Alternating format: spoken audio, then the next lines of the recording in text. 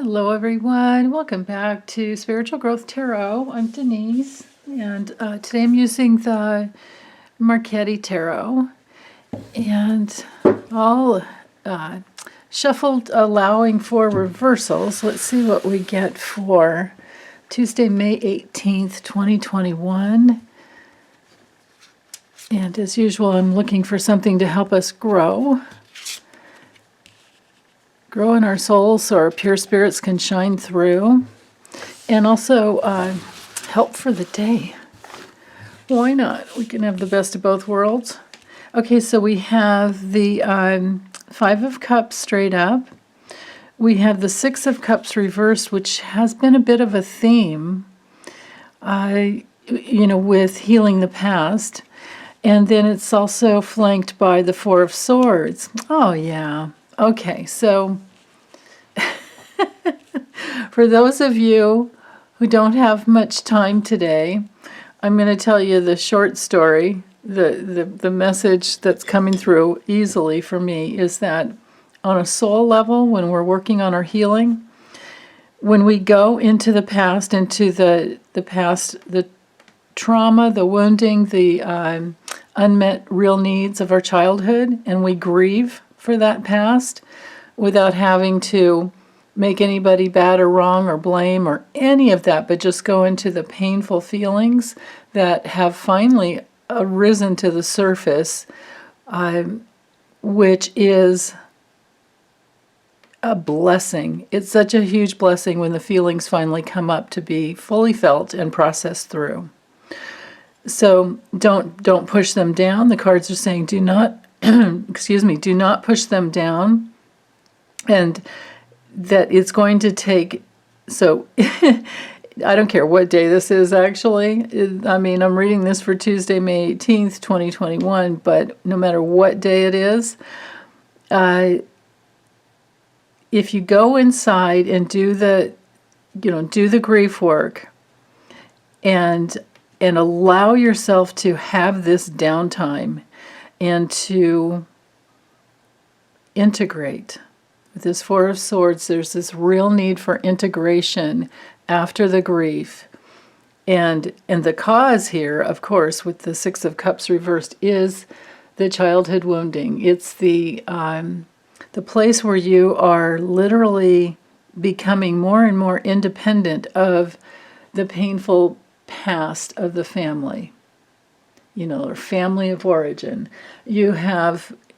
You've come through this place where you're done living in the past, and it's your divine birthright to get to the place where you're peaceful, which would be the Four of Swords.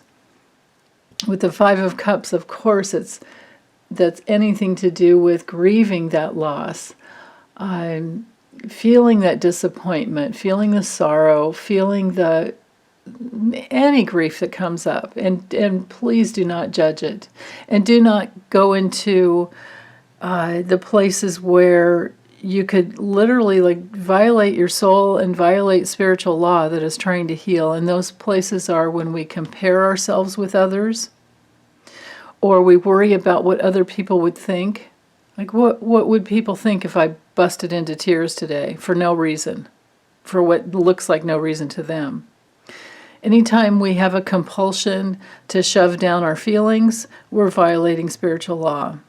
Anytime we compare ourselves with others, we violate spiritual law. And the spiritual laws are just the laws of love, in the most simplest terms, just the laws of love.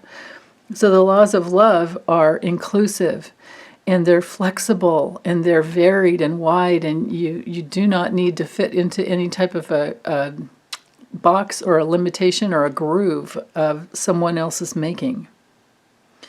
But that's precisely what happens when we're little and we don't have parents who either of their, because of their own shortcomings or just the circumstances of the time that you were growing up. That's what happens, is that they are not able to be there for you, and they're not able to hold you in your tender vulnerability as a little one. And so what we do is we morph into whatever it is that we think we need to be in order to try and get their love or their approval, or to have safety, to have peace. Because there are the real needs of every child, which is to have, safety, warmth, connection, love, and then as we're growing up, to be seen and heard and understood. But a lot of us have been so, a lot of us grew up with the parental upbringing, or the caretaking, or just society at that time was, children are to be seen and not heard, and some children aren't even to be seen. They're to be banished to their rooms or just go outside and play all day long, which could be fun if you're very extroverted and a little boy that wants to go and play with a bunch of friends. But then, is there safety in that? Is there real safety? Now, of course, people can say what they want about helicopter parenting. I think that's more about, invading a child's space when they're in creative play. That's when you want to back off, but how about playing in the backyard with someone like guarding that territory, making sure that the kids are safe? But, kids will connect with whatever they can connect to in order to feel safe and loved and creative and in pleasure, because that's who we truly are deep down inside. We are beings of pleasure. So if you are one of those kids who found pleasure connecting with nature and being in the forest or the woods, there will be gifts there. There are always going to be gifts with the wounding. There will always be gifts with any of the challenging circumstances that we went through. So that's why I say not to judge it, but just to be with whatever comes up, just to be with whatever grief comes up, whatever loss or disappointment or disillusionment or broken relationships, just to be with it. With this Five of Cups, that's what it's all about. If you're feeling unloved, if you're feeling helpless, if you're feeling lonely, whatever that grief is, when it comes up to be felt, please don't shove it down, because it will be what sets you free. If you can go into the pain of the past and fully feel it and go through it, then your payoff in the end, and that would be this integration point with this Four of Swords, when you finally get to the point where you can contemplate on your past, where you can have that introspection and, of course, your solitude and the rest, have that rest, that downtime. What will happen is at some point you will have experiences of fully integrating that painful past, and then your intuition opens up, your psychic abilities open up, your whatever clair you are, like clairaudient, clairsentient, claircognizant, clairvoyant, whether it's direct knowing with the clairvoyance or hearing with the clairaudience, or clairsentient with being empathic, and you can be two or three or all of those things. Or what's the other one? What am I missing? Clairvoyant, clairaudient, clairsentient. I don't know. I've lost it. I've lost all the clairs. So we have seeing, which is clairvoyant. Oh, clairvoyant is the seeing. Claircognizant is just the direct knowing. And then the clairaudient is the hearing. Now, if you're clairaudient with the hearing, that's like fifth chakra opening that works clearly. You're usually going to have a good amount of integrity if you're truly, listening into spirit, to your higher self, and to, the forces of love, the laws of love, God, Gaia, the beauty of Gaia, whatever you want to call that, the highest levels of consciousness, Christ consciousness, whatever deity that has taught love. If you tap into that, you may hear messages. You may also get guidance in little verses of songs. And, like just one little phrase, one part of the song. You don't have to know the meaning of the whole song, but whatever that was, that little phrase that came through, grab hold of it. And so that would be fifth chakra. The claircognizant place is the deep inner knowing. That's usually connected to your core and your solar plexus, and information will come through, and you don't know how you know, but you really just, and you have to trust it. And then, of course, clairvoyance. So that would be third chakra, solar plexus.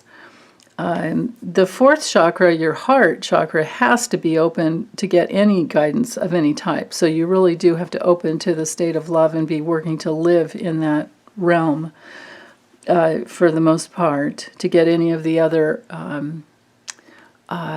centers, to open. But then with the clairvoyance, with the third eye, that would be, of course, your sixth chakra, where it's open and you have vision.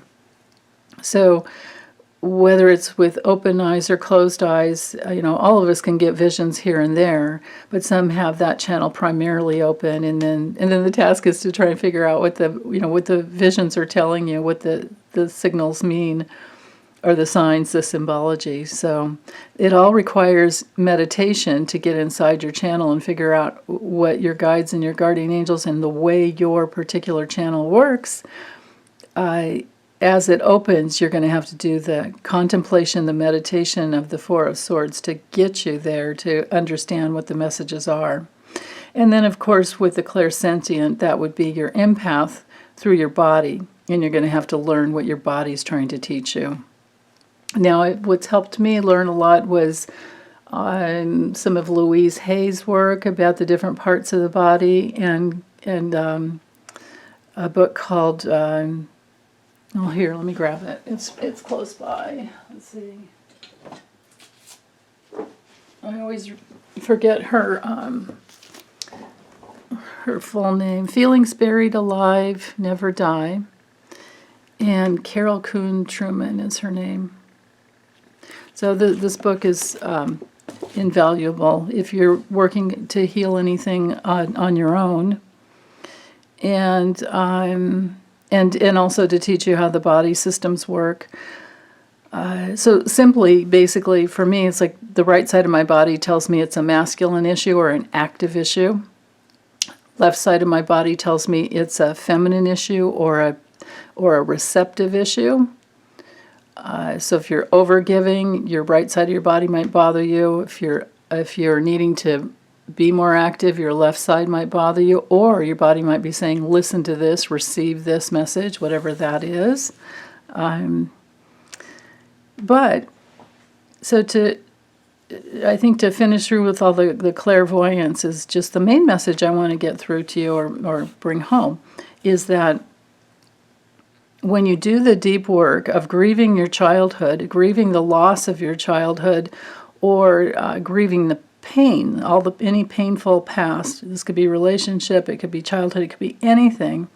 Every time you go through that grief and you free up those previously numbed out feelings, what happens is once you integrate, and as you go through the integration process and you allow yourself that downtime, Four of Swords downtime, what happens is that you become more intuitive, more psychic, more aware, more able. You have the ability to be present. Be present with what's going on right now and being able to deal with what is. And then your life operates more from a place of divine order, where you get the information you need in time, you get guidance, you get inspiration, you get just sometimes those simple little things like, oh, maybe I need to check the battery in my car, or the air pressure in my tires, things like that. Or, goodness, I'm about to miss somebody's birthday that really matters, and I need to check my calendar and see what's coming up. Things like that. Anything. It can be anything. I can never define what it is, for anyone else, unless we're asking particularly on that. But just to follow up or to close this up, I would say in summary, there's a huge payout when you do your inner child work, when you do your grieving the past work, and not to judge yourself for whatever feelings need to come up, and not to blame others, even though they may have hurt you deeply and terribly, and maybe they're very, very guilty, right? But having said that, if there's anger, if there's real, anger that comes up, healthy anger that comes up, feel that and be with that and honor that as well, because that will certainly help you set healthy boundaries in the future, and healthy boundaries with the perpetrator in the past. And sometimes that's the whole reason why issues happen. Sometimes people come into our lives, or they're, a family member who hurt us deeply because we're needing to learn how to stand up for ourselves and say no. Now, of course, as a child, that's almost impossible.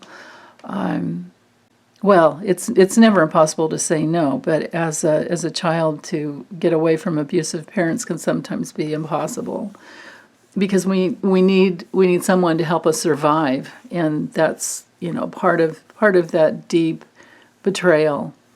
Because when parents are abusive, they have abused our trust. They have betrayed our trust in them, and that is very, very, very painful. So I think I should close up here. If you do have any of these issues to work through that you're not able to do, or you haven't been able to do on your own, that's one of my specialties, is to help go into the pain and go through and integrate it, and help ask the right questions, things like that. But sometimes we just need a witness, So anyway, I'm here. Those are the personal process sessions that I offer, as well as with the readings, and it can always be combined. So having said all that, I think I'll close up, and I'll be back soon. Okay, you guys, hope you're having a wonderful week. Bye.